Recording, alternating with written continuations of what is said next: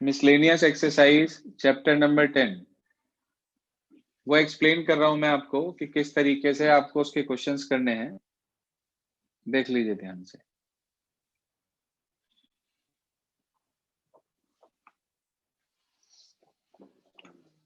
Miscellaneous exercise chapter number 10 सबसे पहला question है, कह रहा है write down a unit vector in X Y plane making an angle of 30 degree with positive direction of X axis. Positive direction of X axis के साथ जो angle दे रखा है वो 30 डिग्री का दे रखा है। अब उसने ये कहा कि वो जो यूनिट वेक्टर है वो एक्स वाई प्लेन में होगा। बात को समझो ध्यान से। जैसे मैंने आपके सामने ये तीनों एक्सिस बनाई, भाई ये हमारे पास मान लो एक्स एक्सिस है, ये वाई एक्सिस है और ये जेड एक्सिस है। वो कह रहा है कि वो यूनिट वेक्टर जो है वो एक्स वाई प्लेन पे होगा। इसका मतलब ये जो प्लेन है यहाँ पर, ये नीचे की तरफ जैसे जिस पर आप खड़े हैं, समझ लो बैठे हैं, वो वाले प्लेन पर आपके पास ये है। और वो कह रहा है कि वो positive direction of X axis के साथ 30 डिग्री का एंगल बना रहा है। ठीक है जी, ये आपको दे रखा है। तो अगर वो positive direction of X axis के साथ 30 डिग्री का एंगल बना रहा है, ऐसे ना लो इसे, आप इस तरह से ना लेके ऐसे ले लो ताकि आपको अच्छे से क्लियर हो जाए कि भाई इधर की तरफ ले लो चाहे इधर की तरफ, बात एक ही है। 30 डिग्री इधर बना रहा है तो इधर कितना होगा वाई के साथ, 60 डिग्री। और क्योंकि ये एक्स वाई प्लेन पर है मेरे बच्चे, तो इसका मतलब जेड एक्सिस के साथ जो इसका एंगल होगा वो 90 डिग्री का होगा। तो हम ये कह सकते हैं कि बीटा की वैल्यू, इसे बनाने की जरूरत नहीं है, ये तो मैंने आपको समझाने के लिए बनाया 3 डायमेंशनल स्पेस में। तो बीटा आपके पास 60 डिग्री है और गामा की वैल्यू आपके पास 90 डिग्री है। तो आपको अल्फा बीटा और गामा तीनों मिल गए। इसकी हेल्प से आप एल, एम और एन निकाल सकते हो। एल होता है कॉस अल्फा, एम होता है कॉस बीटा और एन होता है कॉस गामा। तो cos 30 डिग्री की वैल्यू √3/2, फिर cos 60 डिग्री की वैल्यू 1/2 और cos 90 डिग्री की वैल्यू हमारे पास 0।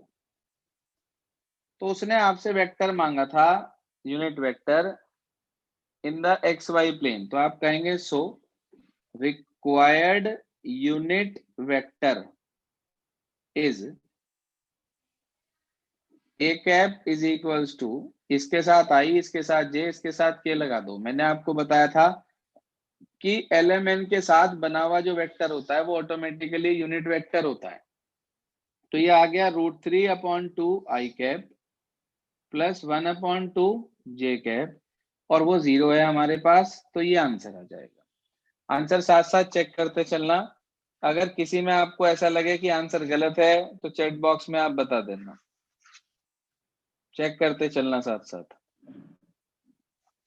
इसके बाद अगला आ जाता है हमारे पास क्वेश्चन नंबर 2, वो भी समझ लीजिए साथ साथ। क्या कहता है क्वेश्चन नंबर 2? क्वेश्चन 2 में कह रहा है स्केलर कंपोनेंट और मैग्नीट्यूड निकालना है vector joining the point P x1 y1 z1 और Q दूसरा आपके पास है x2 y2 और z2।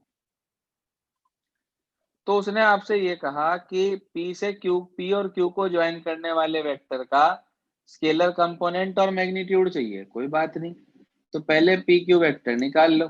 पी क्यू वेक्टर बैठेगा x2 minus x1 i cap plus y2 minus y1 j cap plus z2 minus z1 k cap.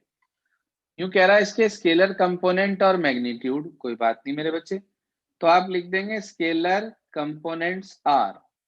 जो scalar components होंगे वो होंगे x2 minus x1, y2 minus y1 और z2 minus z1।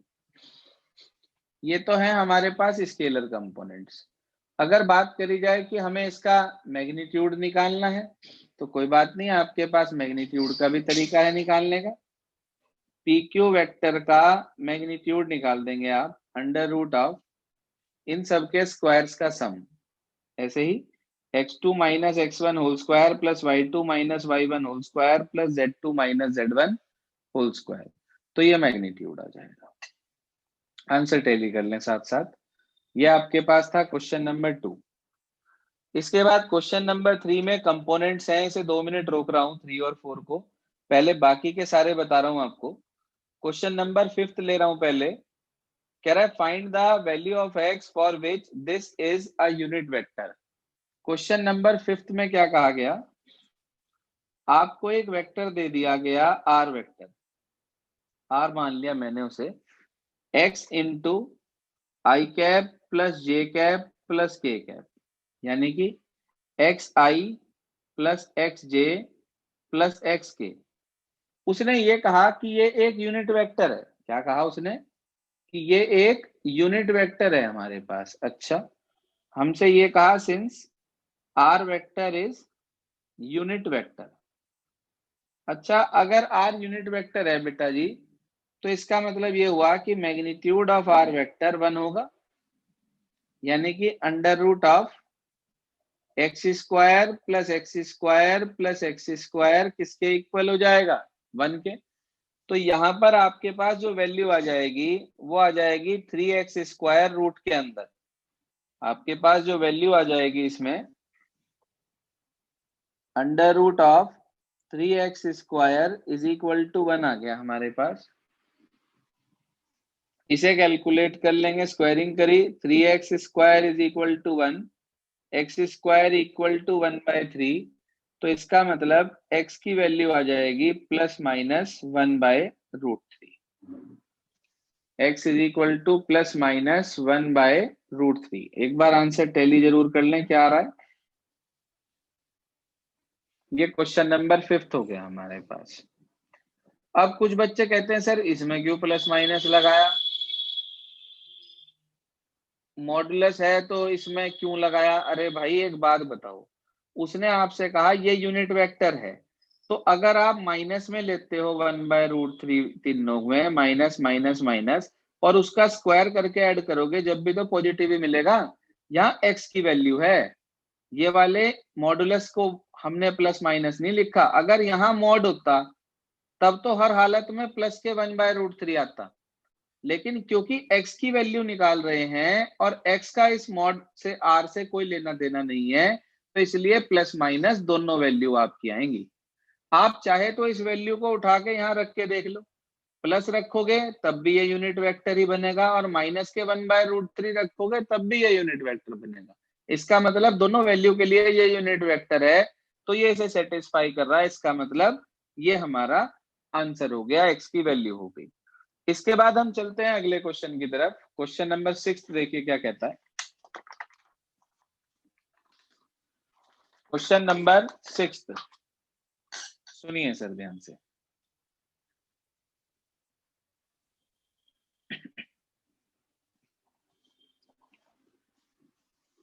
Question number 6 में ये कहा इसने हमारे से कि find a vector of magnitude 5 parallel to the resultant of the vector this and this. भाई दो वेक्टर आपको दे दिए और उसका रिजल्टेंट कह रहा आपसे, तो मैंने रिजल्टेंट का मतलब बताया था आपको, सम होता है। ए वेक्टर दे दिया 2i प्लस 3j और माइनस के। बी वेक्टर दे दिया बेटा उसने आपको i माइनस 2j और प्लस के, ये दे दिया उसने आपको। अब इसके बाद उसने हमारे से ये कहा कि इनके रिजल्टेंट के पैरेलल वेक्टर चाहिए जिसका मैग्नीट्यूड 5 हो। तो कोई बात नहीं, रिजल्टेंट निकाल लो, ए वेक्टर प्लस बी वेक्टर निकाल लो।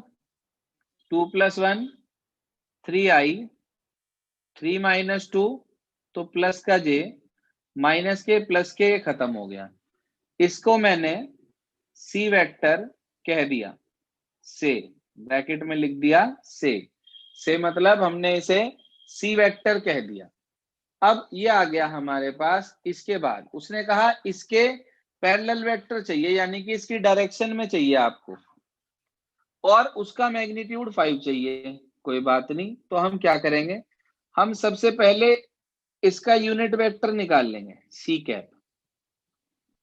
फॉर्मूला है c vector upon magnitude of c vector.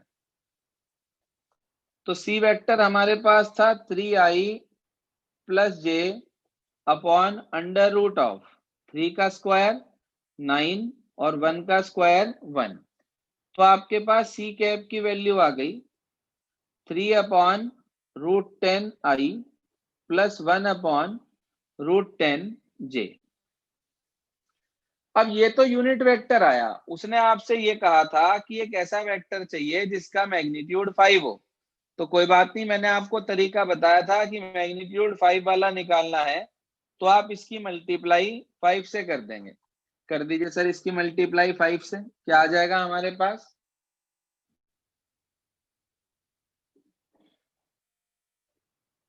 देखिए ध्यान से, तो 5 into C cap is equals to 5 3 जा 15 अपॉन रूट 10 आई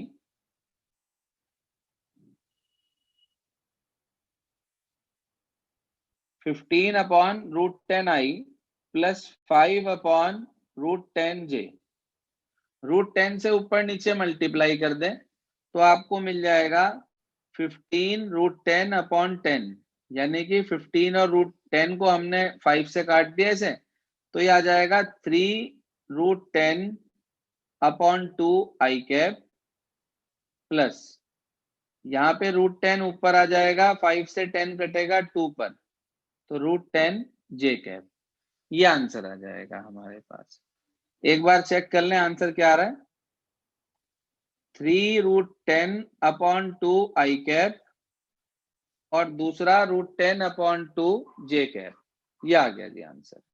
क्वेश्चन 6 सेम आ रहा है आंसर। चलिए इसके बाद आते हैं अगले क्वेश्चन पर, क्वेश्चन नंबर 7 पर। देखिए क्या कहता है 7th क्वेश्चन। थोड़ा सा दिमाग लगाने की जरूरत है और जरा सा वो फार्मूले आपको याद होने चाहिए जो पहले बताए थे। यदि फार्मूले याद नहीं होंगे तो बिल्कुल भी क्वेश्चंस आपसे सॉल्व नहीं होंगे। ध्यान से देखिए क्वेश्चन नंबर 7 क्या कहता है। कह रहा है ए वेक्टर इतना है, बी इतना है, सी इतना है। बहुत ही बड़ा पागल है कोई, बार बार ही फोन करे जा रहा, दिमाग ही नहीं होता कुछ में। ए दे दिया, बी दे दिया, सी दे दिया। कह रहा है unit vector parallel to 2a minus B plus 3c आपको निकालना है।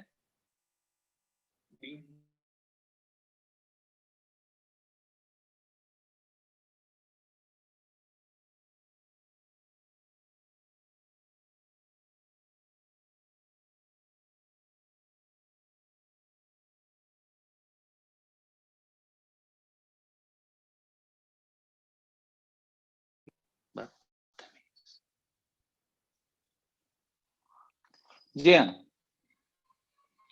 ये आपके पास क्वेश्चन नंबर 7 है। ए आपको दिया, बी आपको दिया, सी आपको दिया। उसने कहा यूनिट वेक्टर निकालना है 2a minus B plus 3c के पैरेलल यूनिट वेक्टर चाहिए। तो वैसा ही क्वेश्चन है ये भी आपसे। उसने कहा 2a minus B plus 3c, ये वेक्टर है हमारे पास। कोई बात नहीं, आप इसके अंदर ट्वाइस ऑफ ए रख दीजिए, बी रख दीजिए और थ्राइस ऑफ सी रख दीजिए। इन्हें सिंप्लीफाई करके एक वेक्टर आ जाएगा, उसे आप कह दें डी वेक्टर। और वो इसका यूनिट वेक्टर मांग रहा है तो कोई बात नहीं, आप डी कैप निकाल दो, D vector upon magnitude of D vector. इसमें मैं समझाऊं क्या आपको, बताओ? यही तो क्वेश्चन है ऊपर वाला, ये इसका आंसर आ जाएगा। ये हुआ क्वेश्चन नंबर 7।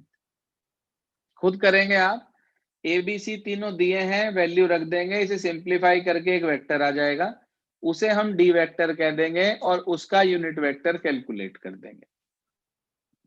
अगला देखिए इसके बाद क्या कहता है नेक्स्ट, क्वेश्चन नंबर 8। हाँ बेटा जी,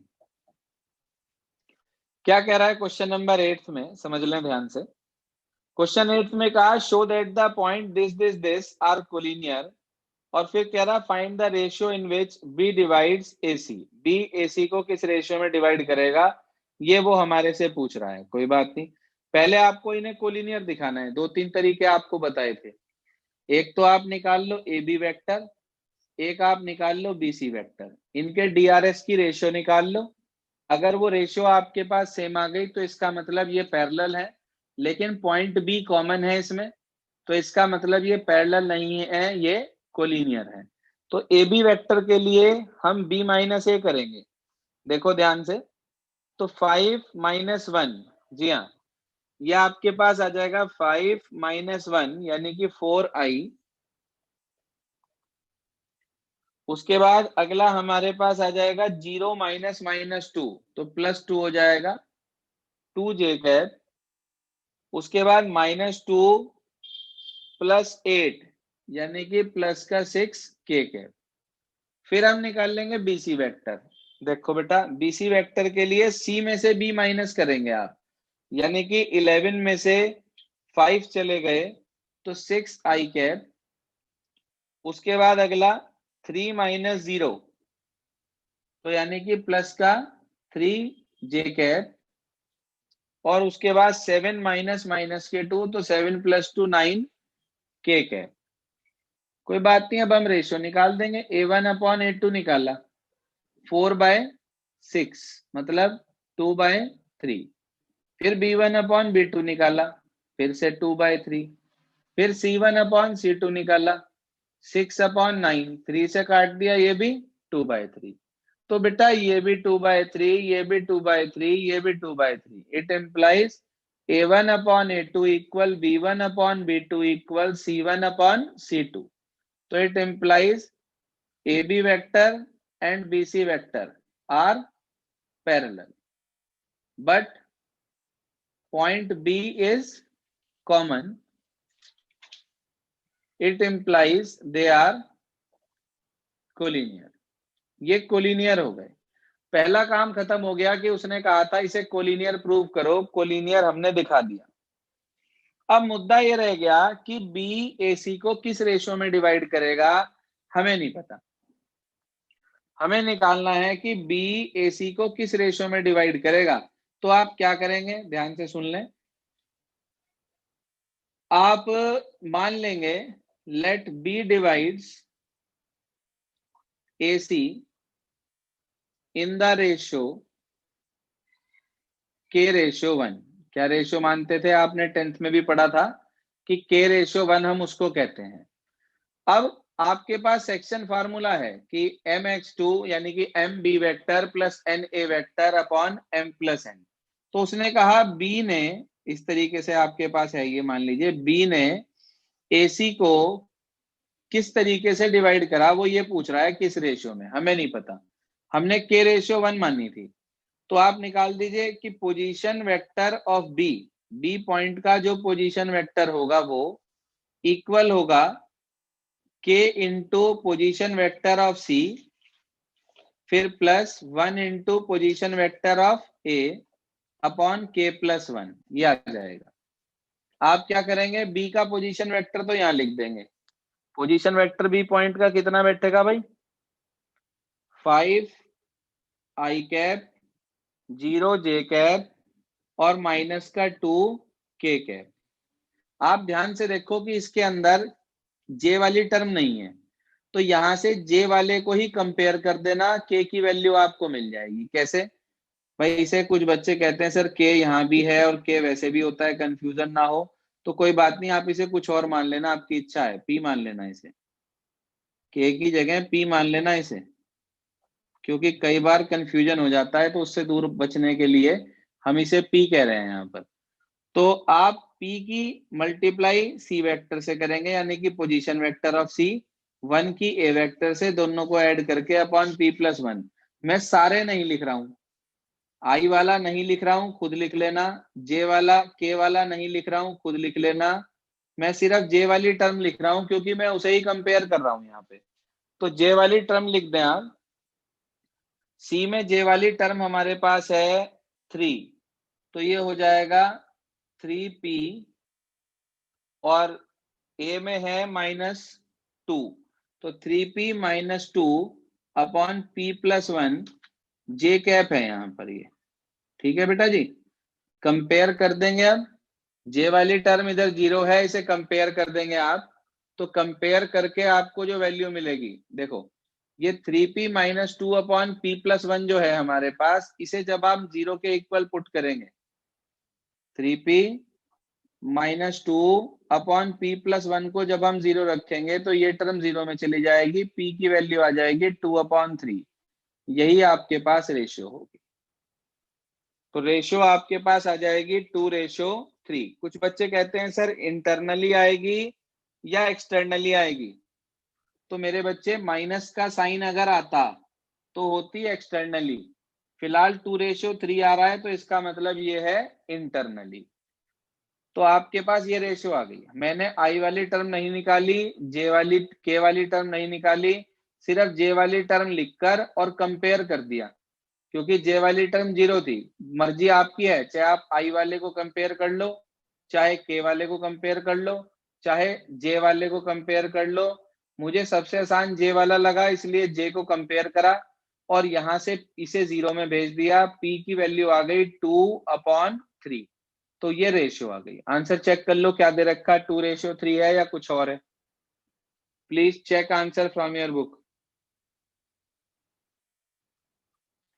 सेम।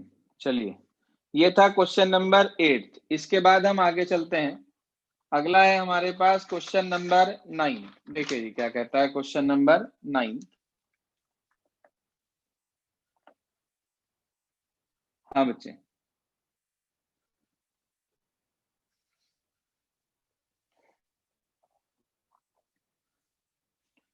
क्वेश्चन 9th में उसने ये कहा कि find the position vector of point R which divide the line segment joining the 2 point P and Q whose position vectors are this and this externally in the ratio 2:1। लो जी, बहुत आसान है ये तो। वो कह रहा है इस पॉइंट के वो निकालने हैं आपको, आर पॉइंट का पोजीशन वेक्टर। तो कोई बात नहीं, फार्मूला है position vector of R is equals to, externally की रेशियो है तो फार्मूला है M B vector minus N A vector upon M plus N, M minus N sorry. यहाँ पे आपको ए वेक्टर के रूप में दे रखा है 2a प्लस बी और बी वेक्टर के रूप में दे रखा है a minus 3b। Value put कर दो।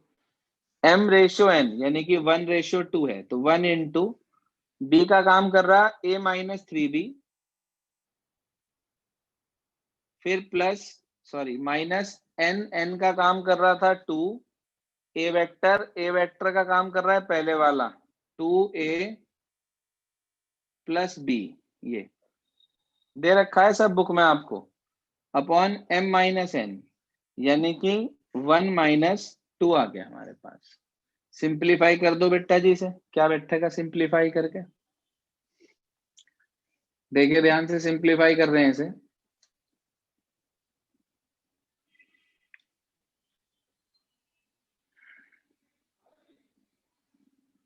हाँ भाई, यहां से प्लस का a और माइनस का 4a बैठ रहा है तो a माइनस 4a तो माइनस का 3a हो गया,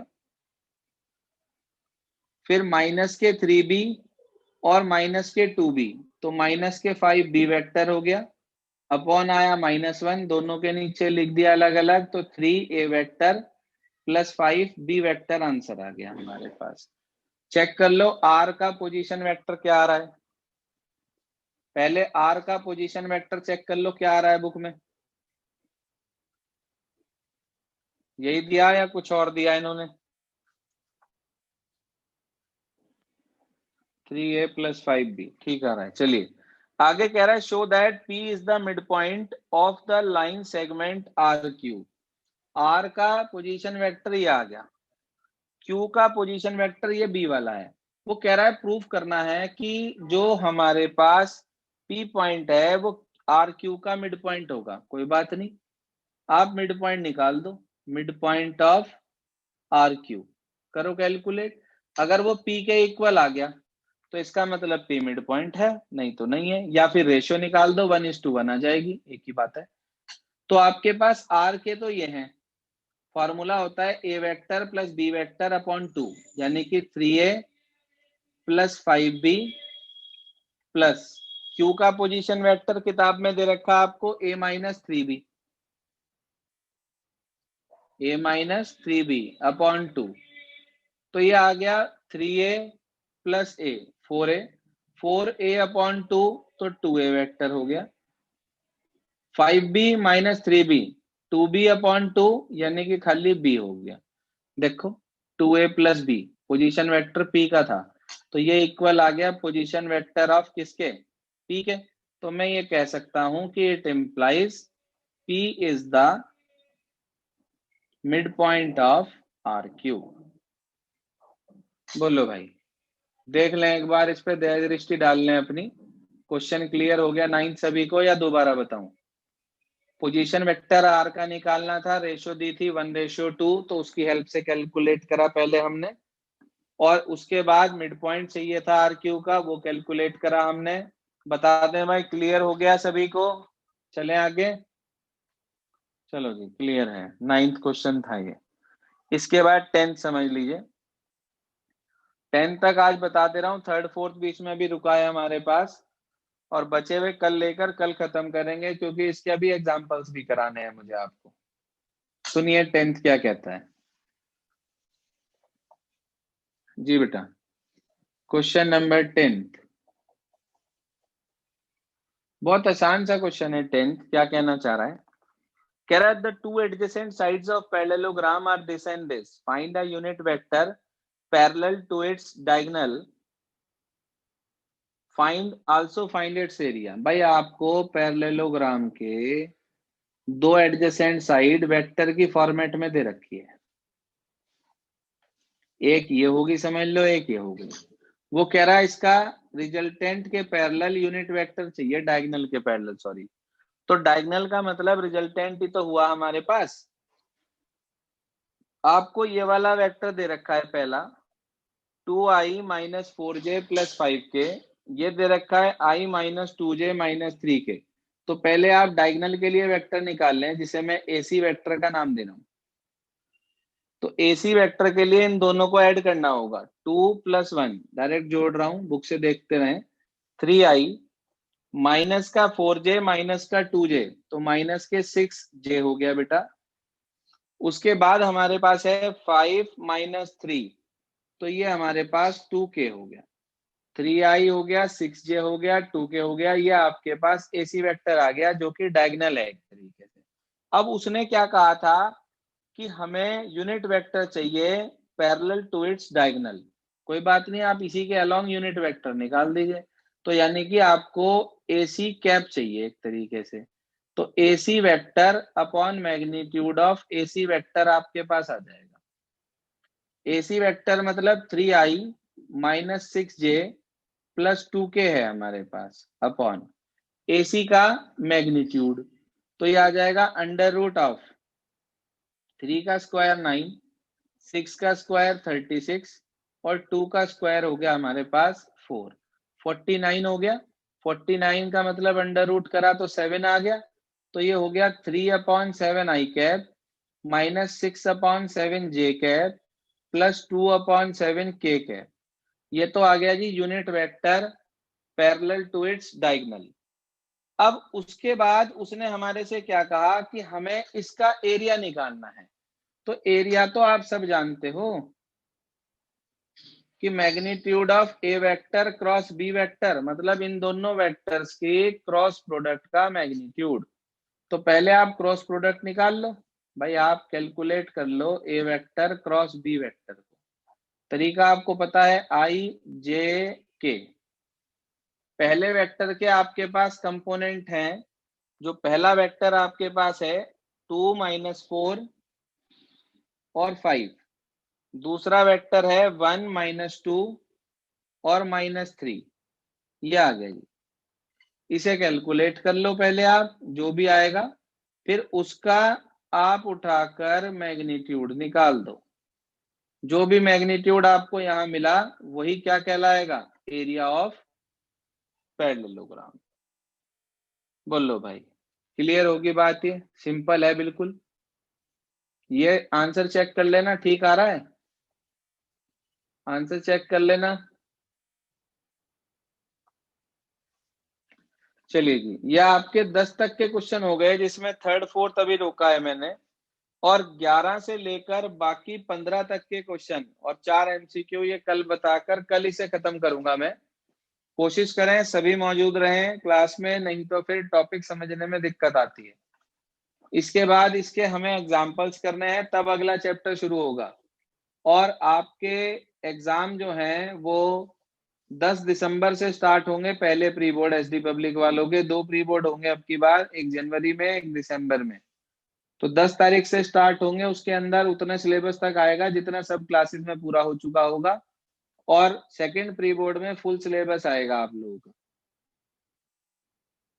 बाकी ऑफलाइन ही होगा जी, ऑफलाइन ही होंगे प्री बोर्ड क्लास 10th और 12th के। ठीक है बेटा।